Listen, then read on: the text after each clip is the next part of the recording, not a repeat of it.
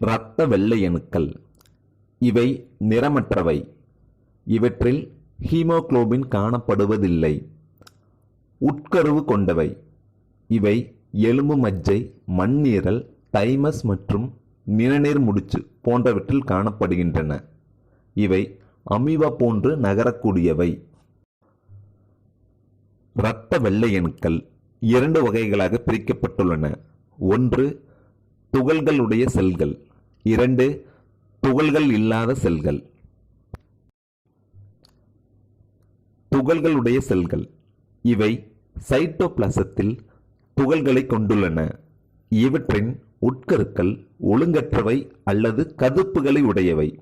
இவை 3 வகைப்படும்.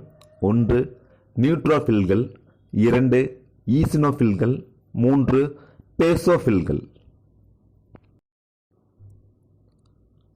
நியூட்ரோபில்கள். இவை அளவில் பெரியவை. இவற்றின் உட்கரு 2 முதல் 7 கதுப்புகளை கொண்டுள்ளது. மொத்த வெள்ளை அணுக்களில் 60% முதல் 65% நியூட்ரோபில்கள் காணப்படுகின்றன. நோய் தொற்று மற்றும் வீக்கத்தின் போது இவற்றின் எண்ணிக்கை அதிகரிக்கிறது. எலும்பு மஜ்ஜையில் தோன்றுகிறது. ஈசினோபில்கள். இவற்றின் உட்கரு 2 கதுப்புகளை கொண்டுள்ளது. மொத்த வெள்ளை அணுக்களில் 2% முதல் 3% வரை இவ்வகை செல்கள் உள்ளன. உடலில் சில ஒட்டுண்ணி தொற்று மற்றும் ஒவ்வாமை ஏற்படும் போது இவற்றின் எண்ணிக்கை அதிகரிக்கிறது.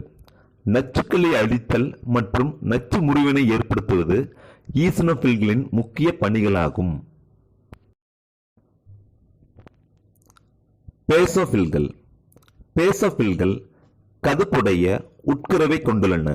மொத்த வெள்ளை அணுக்களில் 0.5% முதல் 10% வரை இவ்வகை செல்கள் உள்ளன. வீக்கங்கள் உண்டாகும் போது வேதிப்பொருட்களை வெளியேற்றுகின்றன.